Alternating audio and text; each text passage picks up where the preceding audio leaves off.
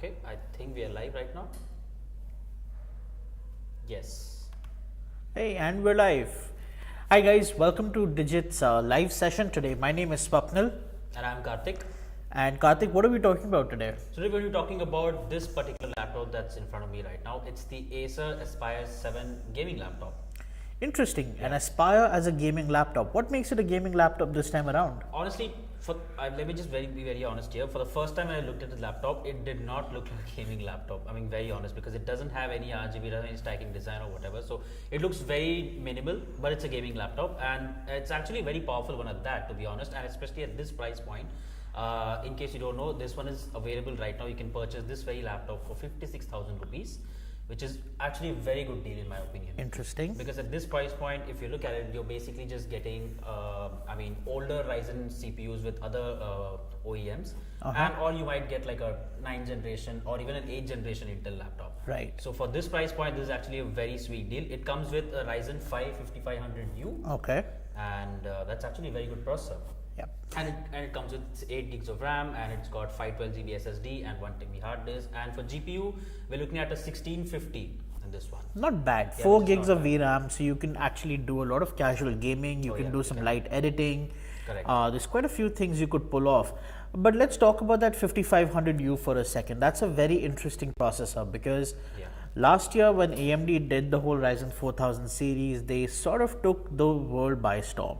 Let's face it, they shook up the status quo, right? Right. And with this year, Ryzen 5000 series was even more hotly anticipated because it packs in a large number of updates. So do you want to like walk us through a few of those? So and I'll cover some of the rest. I even tweeted about this the other day. So AMD's newer processor, these ones are actually very good. I mean, they used to be earlier processors, they'll also be good, but there used to be cheaper version of the Intel counterparts, but they never used to be that powerful. But what AMD has done with, going forward with their 4000 series processors, they've been pretty good. So this one actually comes with 6 cores and 12 threads, and this one, this processor actually also supports hyper threading. Oh, interesting. Which is actually pretty good, which basically means you can, more of your threads can run on a single core, so basically more performance and blah blah whatnot.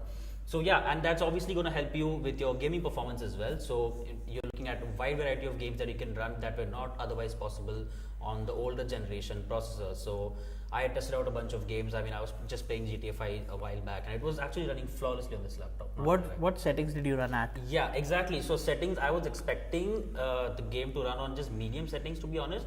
But to my surprise, I was running at very high settings. Oh, interesting. At 1080p, which is pretty good. I mean, it's got a 60 hertz panel, which is not bad, to be honest. I mean, you're not going to be able to push the frame rates very high anyway.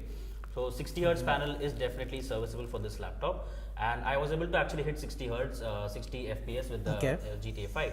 I mean, I have the frame rates and everything. It was running perfectly fine. That was actually very surprising, to be honest. Interesting.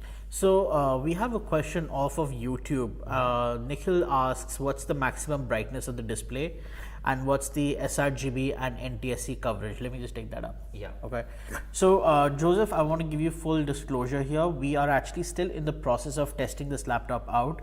The display test process generally happens at the very end and takes a bit of time. So we've not reached there yet. But the review for this laptop will be out in the next few days, and you will actually be able to get the exact numbers. But if you want me to tell you what I'm eyeballing, I'm going to be very honest. I don't think this is brighter than 350 nits. And with respect to the sRGB coverage, I would assume it would be somewhere in the 80s at max, 80% of the sRGB space. But don't quote me on that. We will give you actual hardline data on this in the next few days. So you'll have your answer there. There'll be like a lot of detail in our full review on the text version as well as the video review, so you can check that out. But yeah, based on just the day-to-day usage, I would say that this is actually a pretty bright display. I mean, I don't see any issues. I was actually using it on my way here on the cab as well, and it was pretty fine. I didn't face any issues. So I do not think you'll face any issues with the brightness, at least. I'm so jealous of the fact that some people can work in a moving car. You put me in a moving car and put a screen in front of me, it's bad. But you know what's not bad though is the new Ryzen 5000 series. Like, okay, we got to talk about this. It's 7 nanometer process. Correct. And AMD's been working with TSMC, and we all know there is a major shortage of these chips in the market. So if any of you guys want to get in on the Ryzen 5000 series goodness, a laptop's the perfect way to do it, because there is enough laptops out in the market. I don't think you just cannot buy that processor right now. It's just There's just so much shortage going on. Yeah. Just get this laptop, get it over with. It's a pretty solid laptop. Obviously, you'll get more benchmarks and all the numbers later on in review. Yeah. But just from what I've been experiencing, what I've used this laptop so far, and it's looking pretty solid. Yep. So, just talking more about the 5000 series, there is U and the H. Those are the two primary families. U series is designed for ultra thin portable performance, whereas you've got the H series, which is high performance, and then you have HX, which is very high gaming performance, but also with overclocking built in. Overclocking, though, there is a small disclaimer there.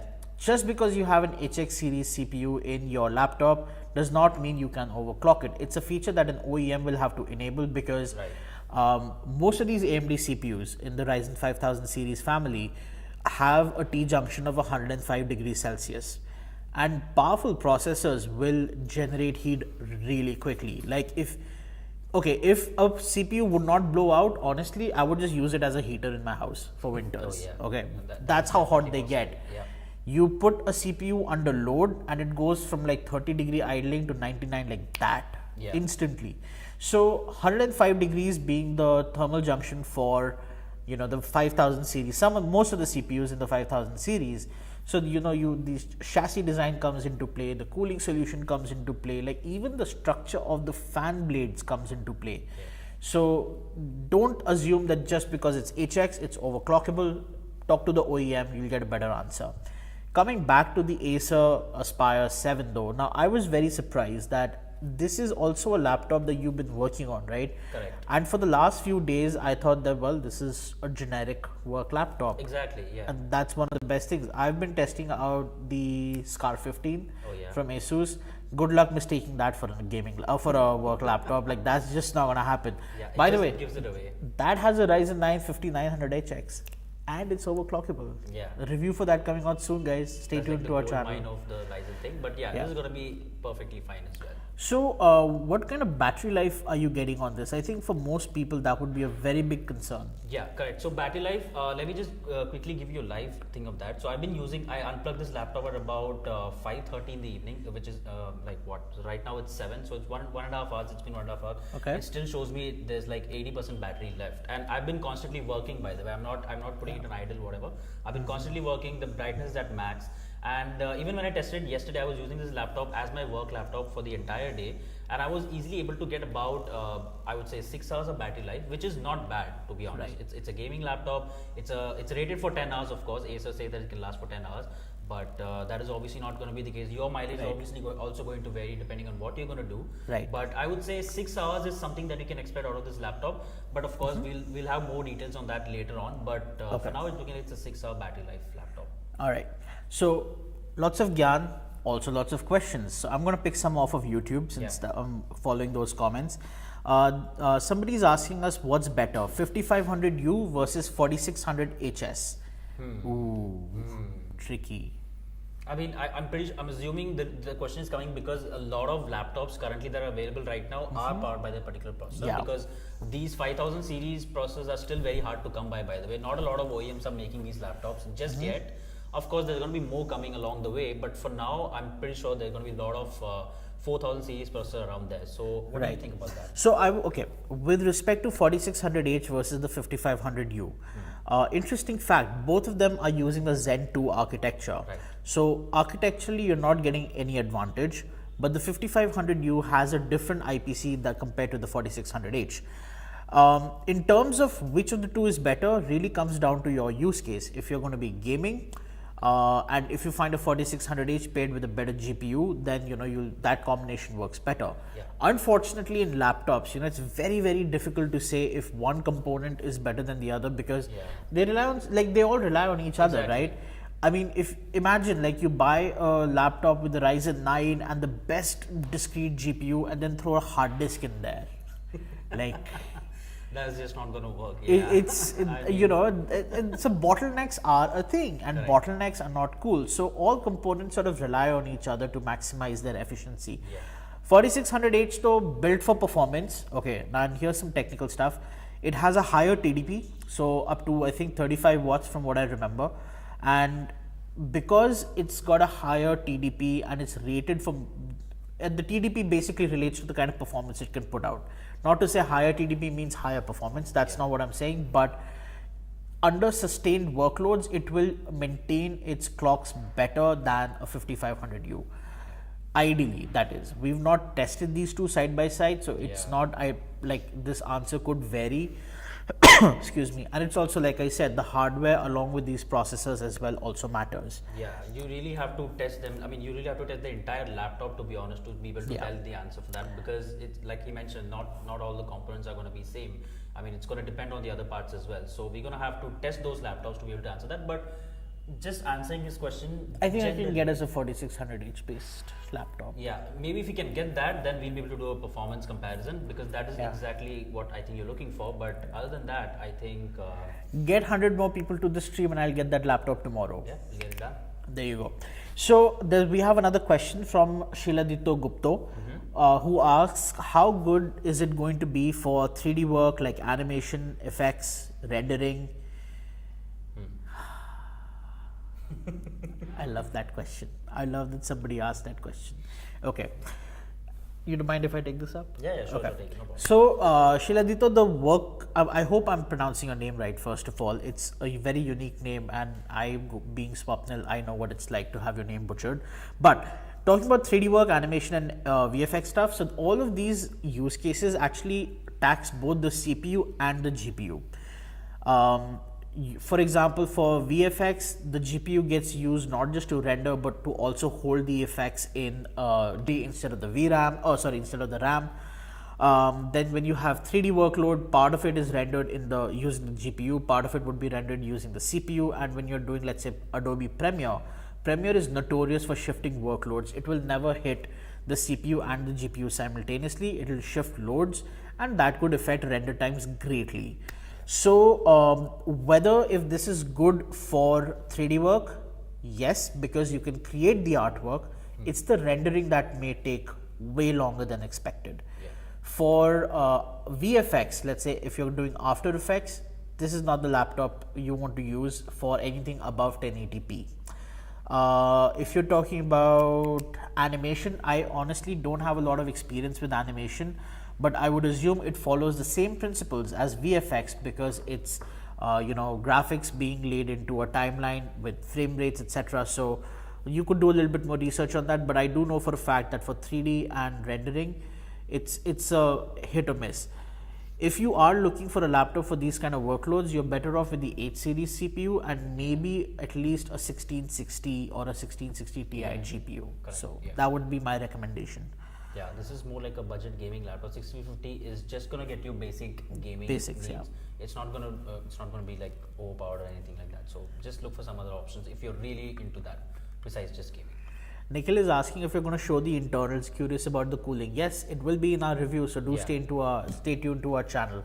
We always try to show you the internals with respect to, especially when a laptop is, if we expect it to be upgradable and it's not, we'll show you. And if we don't expect it to be upgradable but it is, we show you any which way. We do end up opening all laptops, so when laptops come here, warranties are void. That also gives you an idea how easy it is to open the laptop for repairing and all that exactly stuff. So it just gives you a better idea of that. So Ashfaq T is asking if the storage is upgradable. That's question number 1. And then he's saying you should compare it to the Lenovo IdeaPad Gaming 3, which is the same specs except for the CPU, which is a 4600H. Right. So we can make that happen. Get 100 more people to watch the stream, guys. I can make that happen tomorrow. We'll do a live tomorrow with that if you want. Just get 100 more people to join us. Laptop that you mentioned. I'm pretty sure that laptop also cost around 50,000 the last time I checked. It's around the same ballpark of this. So that would actually be a very good comparison. But coming back to the option, like the question about storage, can you upgrade storage? That is something we'll have to check, right? Because we'll have to open that thing and get it. So we don't open laptops till we've run our entire suite of testing, because we don't want there to be any variance in it. So that's the last thing we do after the display testing. So we'll definitely do that and get back to you. Infinity is asking Acer 7 versus Legion 5. Will this laptop perform better or at least in par in terms of gaming? Because these laptops are quite cheap compared to Legion with similar internals. I've actually used the Legion 5 with the AMD chip, Intel chip, like all the legions have belonged to me at some point. um, so there is a reason to go with an 8 series CPU, sustained workloads, while in gaming it like maybe few percentage frames here or there, right? But with a lot of other things, it makes a difference. And it may not make a difference today, but it will make a difference in, let's say, a year when a new game launches and you really want to play it. And I think the best example I can give is Cyberpunk 2077. When that game launched, people who had bought hardware which was like top of the line last year were able to still play that game. Right. But everybody who had sort of been like, I don't want to spend so much, I want some mid-grade hardware. And I mean, it's also on the developers, by the way. I feel that the developers did mess up, but at the end of the day, that is how it is. Rushan Kumar is asking if this is good for coding and little gaming. That's all yours. Yeah, I do not think you should have any issues with that. Yeah. That's actually the perfect laptop for you, to be honest. If you just want to do a little bit of gaming and take care of other workloads like your coding or be it any kind of other workload, I think this laptop is pretty perfect. It's also not that heavy. It's quite portable, to be honest. It's like I mentioned, I was quite surprised to know that it was a gaming laptop. Yeah. So if you want something portable, thin and light, I mean, this is pretty good. I would say it's perfect. Yeah. What about the keyboard? I mean, talk about coding, right? Like if you've been using this to write a few reviews, you've been doing stories on this. Talk to us about the keyboard and the trackpad. Right. So obviously when I'm writing, I'm used to a lot of keyboards. Like I keep switching laptops, so I keep going back to different keyboards. So I usually tend to take a lot of time to get used to new keyboards. But surprisingly on this one, I was able to manage pretty easily. So it's just very good keyboard. I mean, it's a full size keyboard. You have backlights as well. It's a 2-stage backlight, so you're not going to get any RGB and stuff. It's just normal backlight. And the keys, I think, it's a basic chickless type keyboard. You get, I mean, they're not too loud. The key distance travel is also pretty nice. And as you can see, two questions though. One, how spongy are they? And two, have you faced this issue where you thought you hit the key, you felt it go down, but the letter didn't register? Because with chiclet style keyboards, sometimes that tends to happen. Yeah. So first question, it's not spongy, it's not mushy at all. It's actually pretty good. I'm pretty sure you can hear this. You can actually listen to the clicks, and you can also see that the clicks are getting registered. So I don't see any issues with this keyboard. It's a pretty good keyboard. So in the Ryzen 5000U series, there's going to be 6 chips. This is one of the 6, the 5500U. There'll be 2 Ryzen 3s, 2 Ryzen 5s, and 2 Ryzen 7s. Right. And that's very interesting because each of those is using the Zen 2 architecture, and then there's one that's using the new Zen 3 architecture. And do you know why that's happened? Like, it's a very interesting development. Basically, by the time these Zen 2 based CPUs were already ordered in fabrication, AMD also managed to work out its Zen 3 design. And then they were like, well, we got to get this out. And therefore, you have a mix of 2. But the advantage of that is, of course, choice is always the best thing. You're right. AMD is giving you, with the Ryzen 5000U series, you're still getting the performance, no doubt. Like, the 4000 series sort of set a bar. Right? And everybody loved that. Everybody loved that metric that was set by the 4000 series. And the 5000U series just raises that up a little bit more, even if it's Zen 2. Zen 3 raised it further. And I mean, there is no end to how high it can go, right? Like that's just going to keep coming.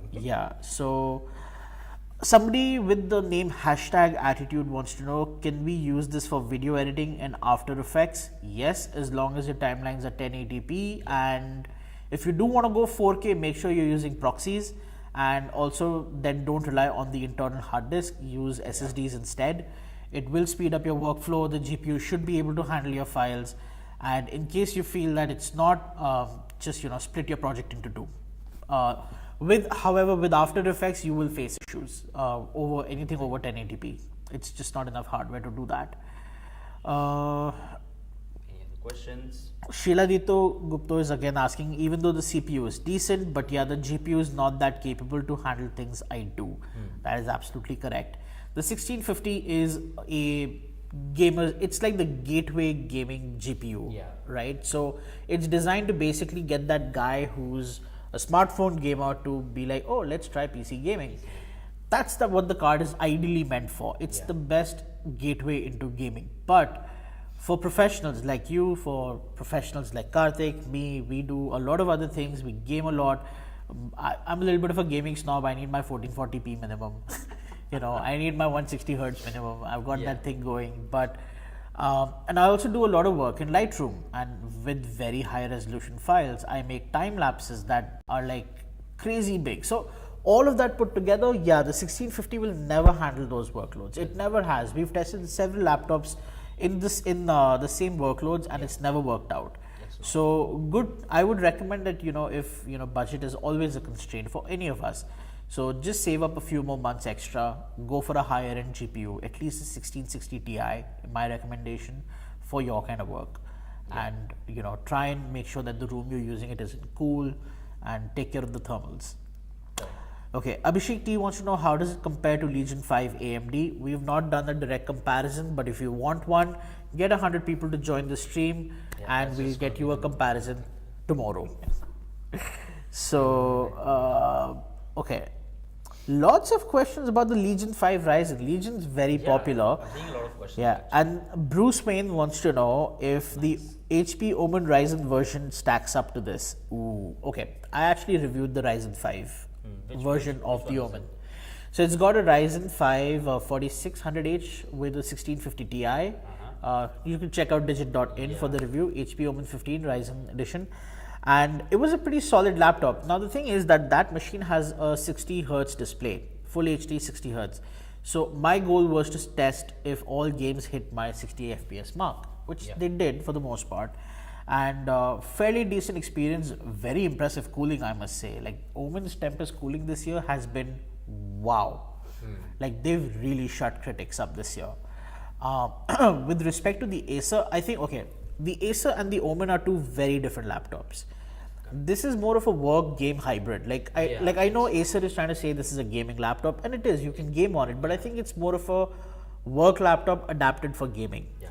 The looks just gives it away, to be honest. Right, but with the Omen, it's actually a gaming laptop. So if you could get either of them and still be happy with respect to performance, your final decision would ideally lie with what price you're getting them at, or what kind of space they take up in your bag, for example, which looks better, things like that. So try and check them out in person if possible. So that's always best. I mean, if you can get your hands on it first before buying, that is always the best thing to do, because obviously with laptops you have to look about a lot of things about portability and stuff like that, more than just performance. So we try to show all of that in our video reviews and our text review as well, but at the end of the day, it's just better if you can just get your hands on one and just check it out yourself. Or the other thing you could do is, especially with performance, leave your questions in the comments. When we do reviews, right, we always ask you guys to tell us what do you want us to test, and we try to incorporate that either in the next review or give you the feedback in the comments itself. So we're always doing that. We monitor our comments because most of us don't have a life. Yeah, every time a new video comes out, if you have any questions related to that particular video or the product shown in that video, just comment down below, and we'll definitely try to get back to you on that. So Subhash Sanil wants to know Aspire 7 5500U versus Acer Aspire 5 with the Intel i5 11th Gen Iris Xe graphics, which is better? Wow. Off the top of my head, I will not be able to give you an answer, mostly because we have tested the Aspire 5. My bad. But the testing for the Aspire 7 is not yet over. So once it's done, we'll be able to give you a proper comparison. But I think the Intel version and the AMD version are two very different machines, for the simple reason that AMD version comes with a discrete GPU. Intel Xe graphics are not discrete level graphics. Like they're not. They're based on the DG1 architecture, which was sort of like Intel's foot in the door with discrete graphics, designed for a more AI accelerated workload, designed to more, help out with editing and stuff like that. But like if you try to fire up a few games, like most games, by the way, if you try to run them on Intel Xe based machines, it tells you there's a driver problem. So the driver is not optimized for that game. So there are issues. And we've seen that with the Swift 3X and the Aspire 5 video. Go check them out, guys. So yeah, there's definitely going to be some performance differences for sure. Okay. Bruce Wayne wants to know about the display quality and if this is a good laptop for video editing. Display quality, we will give you actual numbers in a few days once we conclude the testing, which we've not done so far. So you can edit videos, no problem. You can also do simple color correction also, but if you're looking to do something very color sensitive, like if, let's say if this is paid work, I would not recommend using this monitor. This monitor is clearly not 100% IPS. Sorry, 100% sRGB and IPS. Okay. So I would not recommend that. Can you edit videos on it? Yes. Can you edit 4K video on it? Maybe. Or yes and no actually. Maybe, yeah. As long as you use proxies, you should be able to do it just fine. Your render times are going to be obnoxiously long, but you should be able to edit irrespective. Krishna Sharma also asked if this is good for video editing. Yes, you can edit videos on this. 1080p, no problem. 4K with proxies, no problem. Feels like we should do another AMA once the testing is done. We Like a lot of we questions will. that we're getting. You know, I think this is good because this also gets us a lot of feedback from our viewers with respect to what they want to know about. Right? So we can basically try to cover all of this in our review as much as we can. Like a lot of video editing and photo editing and all that stuff, we'll try to cover that if that was already not in our cards. Yeah. So, any other special mentions about this machine? I know it doesn't have Thunderbolt. Yeah. But USB 3, right? Yeah, so the port situation, as you can see here, we've got USB here, this one, there's HDMI out as well, there's USB-C, there's Ethernet jack, and then you've got USB 3. Yeah, so basically a good set of ports, I would say. I mean, you also have, for connectivity, you should be sorted. You don't have to rely on just Wi-Fi because that's also something a lot of laptops these days are not having, which is very surprising to be honest. And a lot of us are still working from home. Like, I don't know about you guys. I mean, I know I'm not. But a lot of the people I know are still working from home in office right now. So, you know, but for those of you who are working from home, Ethernet is always far more reliable than Wi-Fi because, you know, it just gives you that reliable connectivity and gigabit, of course, all of that flexibility is there. So Ethernet jacks are always welcome. I would always say that laptops should not be getting rid of them, even though Wi-Fi 6 may be a gigabit now. Ethernet's gone up to 10 gigabit. We are seeing 2.5 gigabit ports on a lot of motherboards that are coming out now. So why not laptops? But that's a personal rant for another day. Roshan Jose wants to know if the CPU is undervolted and if the GPU is undervolted. So that's actually a very, very solid question. We're going to look that up, make it a part of our review. So stay tuned, 3 more days actually for the review to be out. So you'll get that answer then. Then lots of questions around video editing. So that's pretty amazing. I like the fact that we have so many content creators on here.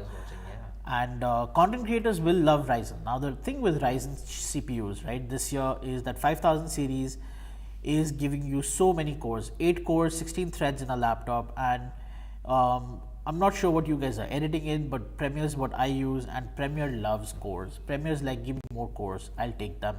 And it says, give me your GPU, I'll take the GPU as well. Can you imagine, like there was a time, so we have a test 4K timeline.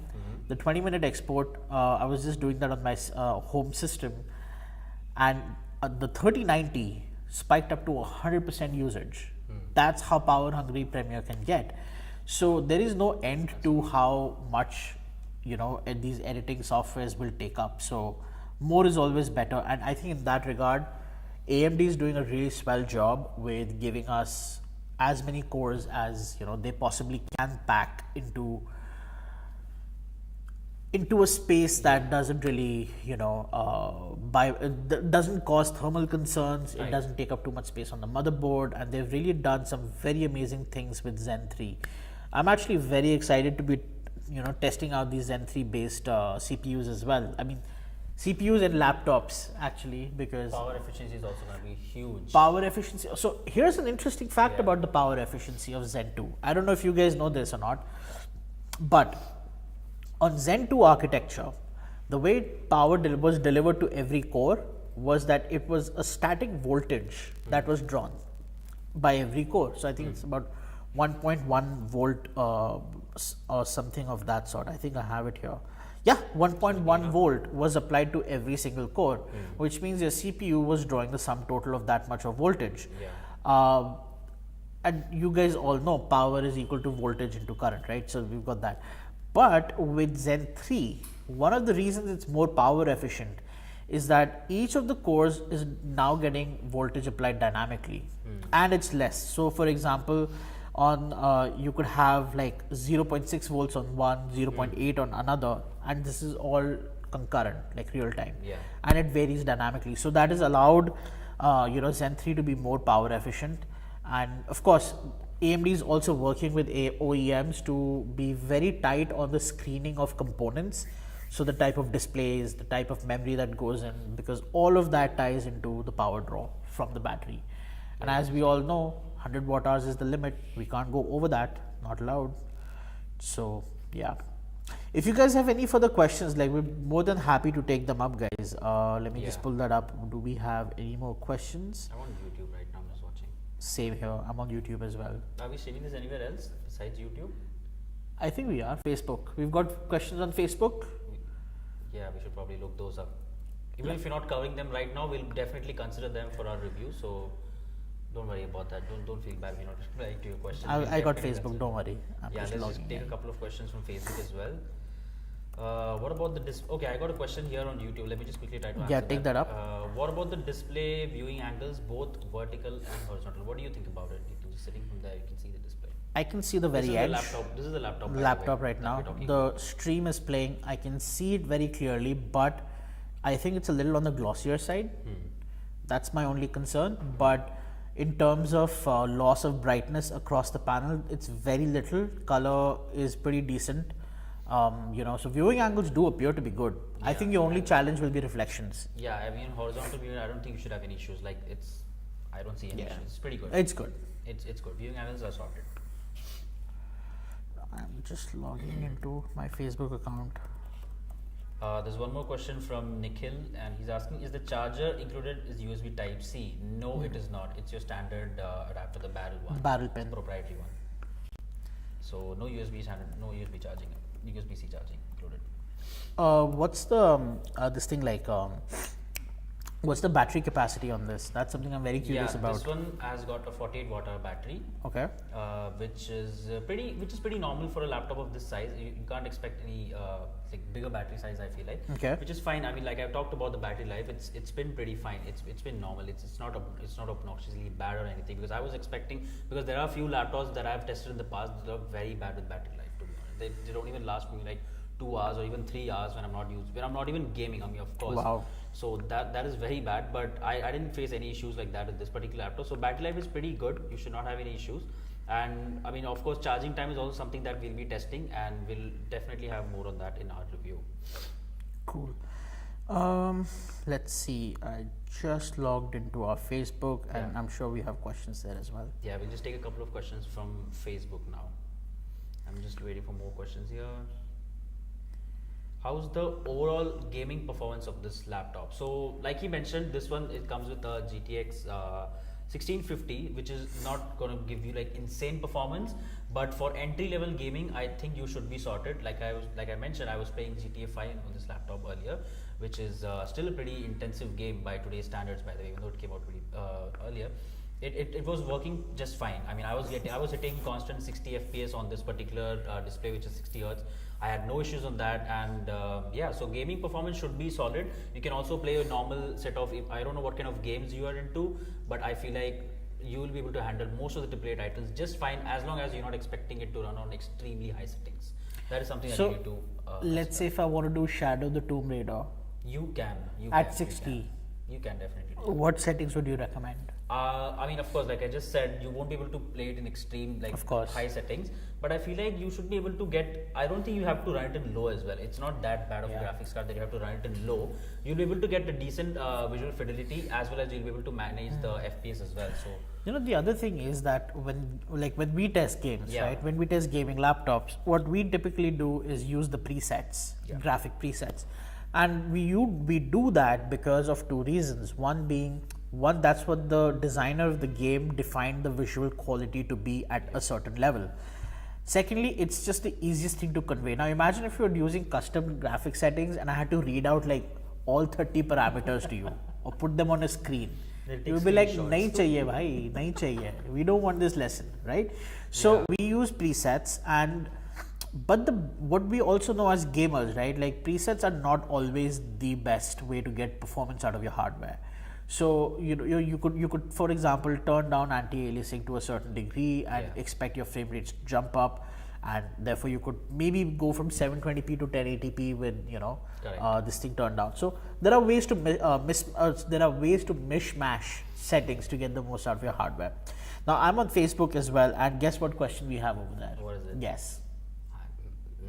How's the laptop for video editing? Oh my god, content creators everywhere. It's good. It's good. There was a time when there wasn't enough people talking about content creation, and now today there's so much interest in it, and I think it's great because people are exploring their creativity. Right. So, which we do as well.